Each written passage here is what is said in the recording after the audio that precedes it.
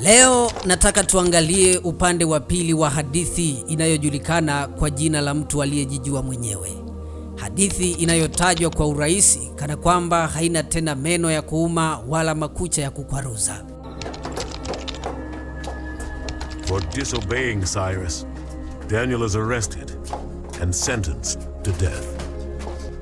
Danieli katika tundu la simba si kisa cha kushangaza hasa, bali ni fumbo lililofumbwa kwa methali nzito, kwani penye kelele nyingi siri hulala, na mara nyingi ukweli huvaa mavazi ya hadithi ili usionekane kwa macho ya haraka. Hadithi hii inasimuliwa na kila mtu, mzee, kijana na hata mtoto mdogo.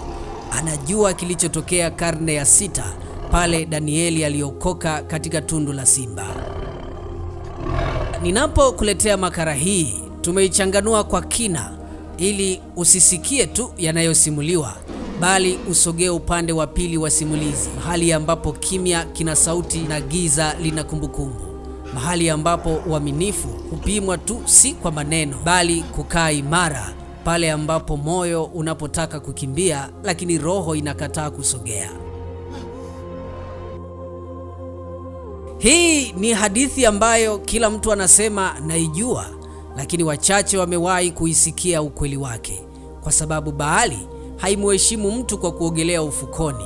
Na leo tutazama kabisa, taratibu lakini kwa makusudi, ili kugundua nini tundu la simba kuliko mwisho wa Danieli.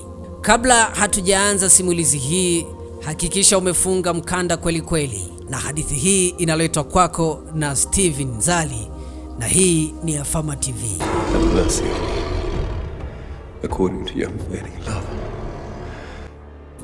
Hapo awali ilionekana kama hadithi rahisi, simulizi ambalo karibu kila mtu amelimeza kama tende ya kawaida ya maarifa ya dini. Danieli alitupwa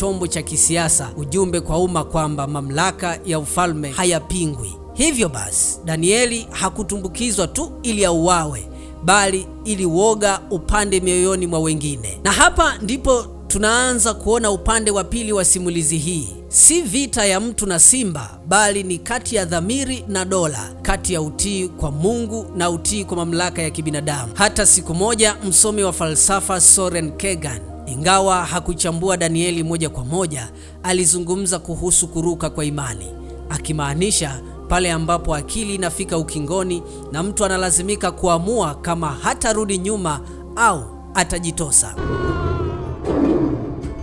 Wala falsafa wanasema tundu la simba lilikuwa ukingo kwa Danieli.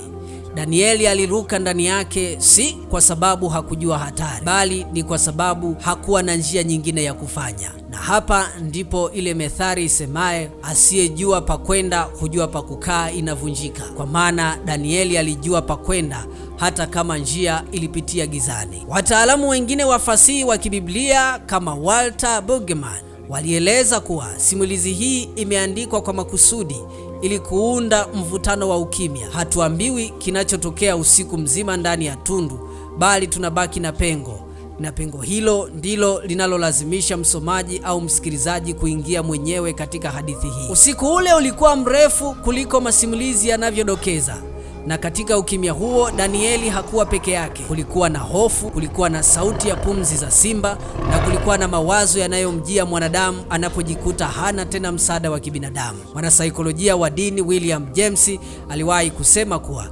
imani ya kweli hujitokeza pale ambapo mtu hana tena ushahidi wa nje wa kumshikilia. Kwa mantiki hiyo, usiku wa Danieli ulikuwa maabara ya imani, jaribio ambalo matokeo yake hayakuonekana hadi alfajiri. Ndipo methali isemayo usiku hauishi bila kuzaa asubuhi unapopata maana yake kamili. Msomaji wa Kiislamu mwingine pia aliwahi kutazama hadithi hii kwa jicho la hekima pana.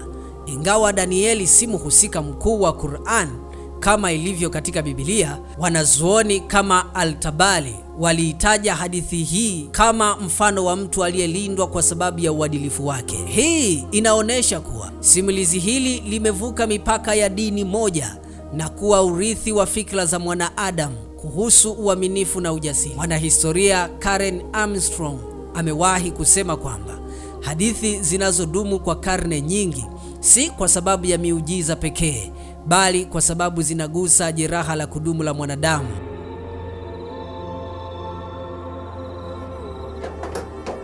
Tundu la simba linawakilisha hofu, na wokovu wa Danieli unakuwa jibu linalosema kwamba hata pale ambapo jamii, sheria, marafiki wanaposhindwa, bado kuna uwezekano wa maana.